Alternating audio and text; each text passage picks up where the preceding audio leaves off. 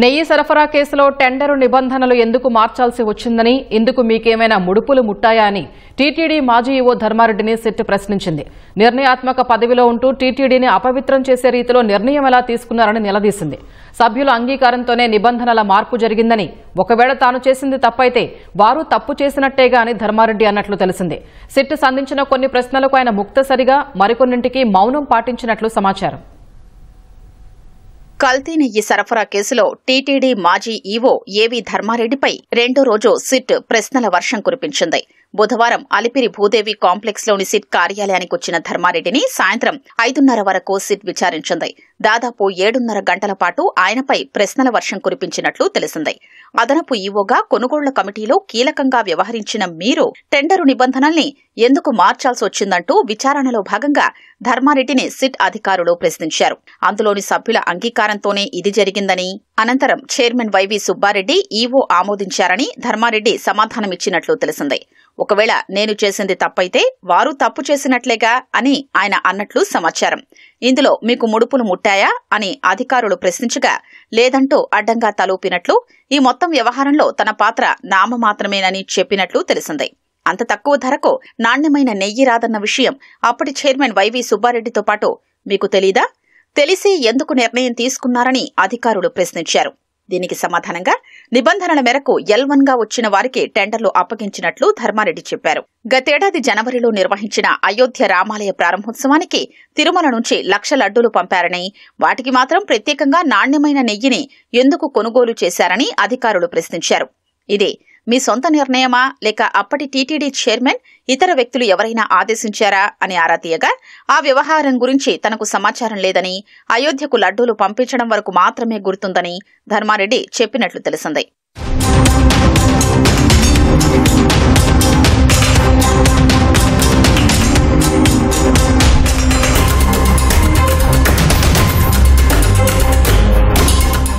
లడ్డూ నాణ్యతపై అప్పట్లోనే భక్తులు అసంతృప్తి వ్యక్తం చేశారు కదా. సరఫరా అవుతున్న నెయ్యి నాణ్యంగా లేదని పోటు కార్మికులు పలుమార్లు ఫిర్యాదు చేశారు కదా.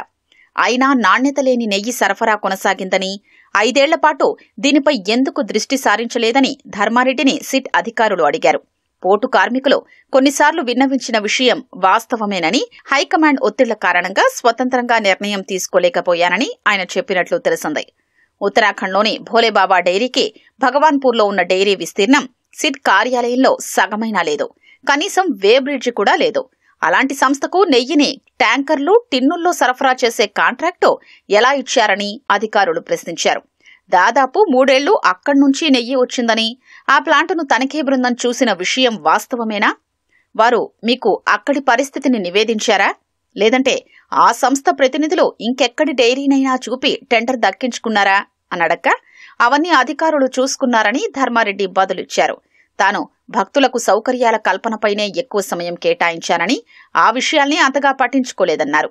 కల్తీ నెయ్యి వ్యవహారంలో వైవీ సుబ్బారెడ్డి ఏమైనా ఒత్తిడి చేశారా అని అడగ్గా ధర్మారెడ్డి ఎలాంటి సమాధానమూ ఇవ్వలేదని సమాచారం. వైవీ సుబ్బారెడ్డి మాజీ పిఏ చిన్నప్పన్నను ఢిల్లీలోని ఏపీ భవన్లో ఓఎస్డీగా నియమించినప్పుడు అతనికి తిరుమలలో ఏం పని? ఎప్పుడైనా అతను మిమ్మల్ని సంప్రదించారా? భోలేబాబా డైరీ ప్రతినిధి పిపి శ్రీనివాస్ను చిన్న అప్పన్న కిలోకు 25 రూపాయల చొప్పున కమిషన్ ఇవ్వాలని డిమాండ్ చేసిన విషయమైనా తెలుసా అని సిట్ అధికారులు అడగ్గా లేదని ధర్మారెడ్డి సమాధానమిచ్చారు. కమిషన్ ఇవ్వనందునే చిన్నప్పన్న భోలేబాబా డైరీ సరఫరా చేస్తున్న నెయ్యి నాణ్యతపై వైవీ సుబ్బారెడ్డికి ఫిర్యాదు చేయడంతో పాటు ఇతరులతోనూ చేయించారని, దీంతో నిబంధనలకు విరుద్ధంగా భోలేబాబా డైరీలో తనిఖీలు చేయించారని విచారణలో బహిర్గతమైంది. దీని గురించి సంబంధిత అధికారులు మీకు చెప్పారా అని సిట్ అడగ్గా గుర్తులేదని ధర్మారెడ్డి బదులిచ్చారు. తితిదే ధర్మకర్తల మండలి అధికారులు కొనుగోళ్ల కమిటీ ఇచ్చిన సిఫార్సుల్ని మీరు గుడ్డిగా ఆమోదించాల్సిన అవసరం లేదు కదా. వాటిపై సంతకాలు చేసినప్పుడు మీకు బాధ్యత ఉంటుంది కదా. భక్తుల మనోభావాలు దృష్టిలో ఉంచుకుని వాటిపై చర్చించే అధికారం మీకుంది కదా అని సిట్ అధికారులు ప్రశ్నించగా ఇందులో మిగతా వారి పాత్ర ఎంతుందో తనదే అంతేనని ధర్మారెడ్డి బదులిచ్చినట్లు సమాచారం.